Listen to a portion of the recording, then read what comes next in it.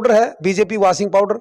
देखो अब नो बताओ, नवीन जी के ऊपर कांग्रेस ने तो कभी आरोप नहीं लगाया, बड़े आदमी हैं, सभ्य आदमी हैं, ठीक है।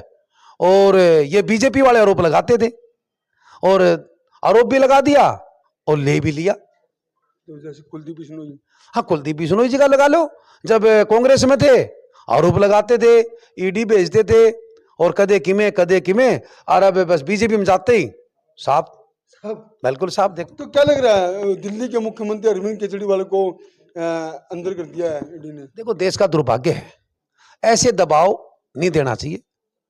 दुनिया में क्या कहें, हिंदुस्तान में पहली बार ऐसा हुआ कि किसी मुख्यमंत्री को इन्होंने अंदर करे, आज तक ऐसा नहीं हुआ। तो नहीं, एक बात की जा रही है, बार बार कांग्रेस की तरफ से बयान आ रहे हैं कि ईडी का दुरुपयोग किया जा रहा है। नहीं, बिल्कुल है, ऐसा नहीं होता। नहीं, ये देखो नहीं, सरेआम हो रहा है।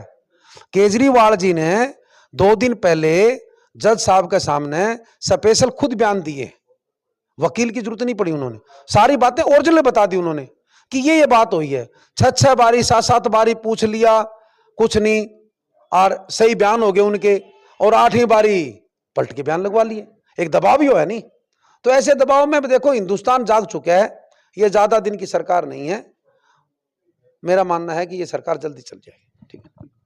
पसीने तो बीजेपी के छूटेंगे हैं, कांग्रेस आ रही है और बीजेपी जा रही है। नमस्कार दोस्तों, मैं आपका अपना ललित भारद्वाज, आप देख रहे हैं हरियाणा पोल खोल न्यूज। इस समय हमारे साथ है रामनिवास घोडेला। आपको बता दें, रामनिवास घोडेला का नाम हास्य नहीं, हिसार नहीं, बरवाला नहीं, पूरे हरियाणा में जाना जाता है। पूर्व विधायक है बरवाला से, और पिछड़े वर्ग के बड़े नेता कहा जाता है इनको।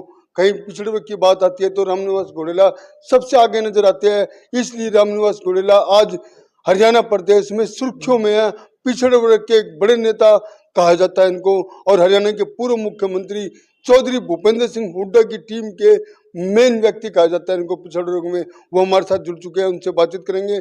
लोकसभा के चुनाव होने जा रहे हैं, और क्या कहते हैं ये, इनकी क्या मंशा है, और क्या होने वाला है इस लोकसभा में, उसको लेकर हम बातचीत करेंगे। घोडेले साहब नमस्कार। नमस्ते ललित जी। और घोडेले साहब ठीक हो? बहुत बढ़िया भाई जी। घोडेले साहब, अब तो पसीने छूटने वाले हैं, लोकसभा के चुनाव सर पर आ गए हैं। पसीने तो बीजेपी के छूटेंगे हैं, कांग्रेस आ रही है और बीजेपी जा रही है।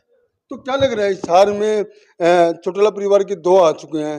बीजेपी से तो रंजीत चौटाला आ गए हैं, और इन लोगों की तरफ से सुनैना चौटाला आ चुकी है, जेजेपी भी उतारने वाली है।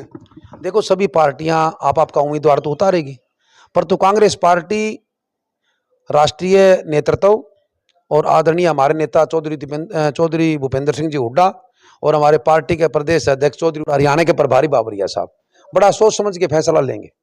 हरियाणा में एक सीट तो देखो इंडिया गठबंधन में आपके खाते में चलेगी, कुरुक्षेत्र वाली। बाकी 9 सीट है, 9 सीटों पर बहुत बढ़िया उम्मीदवार मेरा मानना है, और जनता का मानना है कि अब की बार अच्छे उम्मीदवार देंगे। और मेरा मानना है कि सारी जगह बीजेपी दिए करेगी, हम जीतेंगे। बीजेपी तो टीवी चैनल में एक बयाननामा देवे है, पर तो हम आपको सच्चाई बताते हैं आपके चैनल के माध्यम से कि 100% हरियाणा में लगभग सभी की सभी सीटें कांग्रेस पार्टी की हरियाणा के अंदर हुड्डा साहब के नेतृत्व में आएगी। घोडेले साहब, आप दावा कर रहे हैं 9 की 9 हम जीतेंगे, आपके कैंडिडेट एक भी डिक्लेयर नहीं हुआ? नहीं, कैंडिडेट तो हो जाएंगे, बहुत समय है, 2 महीने बाकी रह रहे हैं। हुड्डा साहब ने भी कहा है कि बहुत लंबा समय है, बहुत लंबा समय है। बीजेपी वाले पिसता रहे हैं, कल यहाँ पर 2000 आदमी थे आपकी रैली में। हमारे कैंडिडेट यहाँ पर जो बीजेपी के हैं, चौधरी रणजीत सिंह जी, और हमारे मुख्यमंत्री नायब सिंह सैनी जी, और भाई विनोद बियाणा जी, सभी यहाँ पर कर रखी थी। 2000 आदमी थे, कुर्सियां खाली थी, हमने देखा था। और जब जिस दिन कांग्रेस का कैंडिडेट अलाउंस होगा नहीं, उस दिन देखना लाखों की संख्या में हिसार के अंदर जहां भी जाएगा हुड्डा साहब, चौधरी उदयभान, भाई दीपेंद्र हुड्डा, और जो कैंडिडेट हुड्डा साहब देंगे, बाबरिया साहब देंगे, पार्टी देगी, देखना उनकी संख्या में कितने लोग आएंगे यहाँ पर।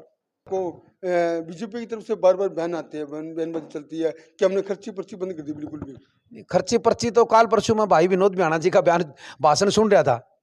भाई अगर खर्ची पर्ची ई बियाणा साहब को न्यू कहा भाई मैं हमने बंद कर दी, तो हमारी सरकार में थे बियाणा साहब, जब कौन कहा भाई बंद कर दो कोई चीज की। हरियाणा में कांग्रेस पार्टी की जब सरकार थी, हमारे नेता चौधरी भूपेंद्र सिंह जी हुड्डा मुख्यमंत्री थे, ना तो उस टाइम में खर्ची थी ना पर्ची थी, मेरिट के आधार पर नौकरी लगी।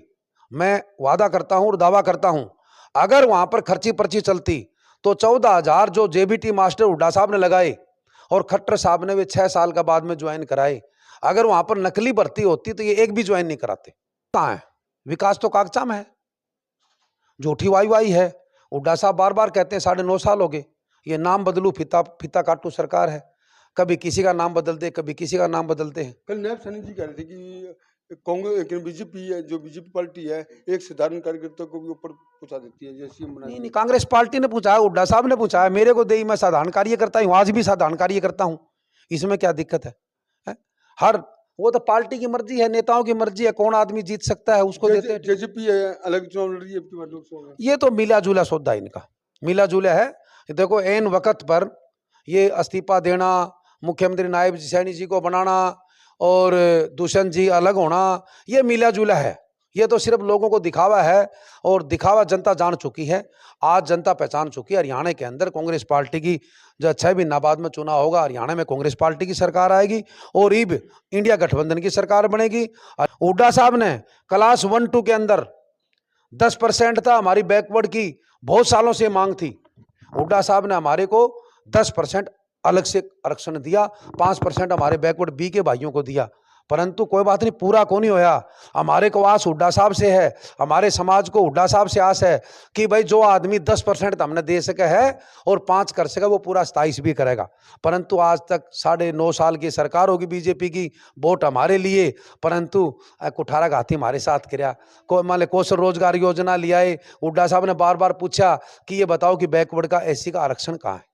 और भी कई काम, जैसे कि जब हमारी सरकार थी हुड्डा साहब ने 400 करोड़ का कर्जा माफ किया बैकवर्ड ए का और मान लो एससी भाइयों का, आज तक किसी सरकार ने नहीं कराया। तो इसलिए अनेक काम करे, तो हम ये मानते हैं कि आने वाली सरकार हुड्डा साहब की होगी, जब बैकवर्ड समझ चुके हैं, बैकवर्ड के समझ में आ गई है कि हमारा भला सिर्फ हुड्डा साहब कर सकते हैं। तो क्या लग रहा है लोकसभा में बड़ा धमाका हो सकता है? नहीं, धमाका नहीं है, धमाका नहीं है, जनता ने मन बना लिया है।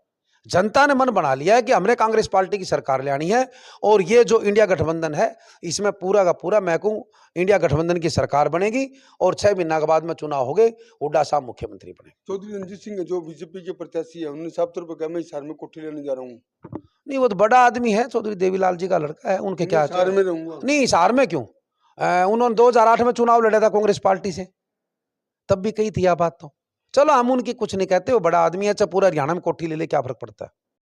आप हमारे चैनल को लाइक करें, शेयर करें, सब्सक्राइब करें, कमेंट करें, बेल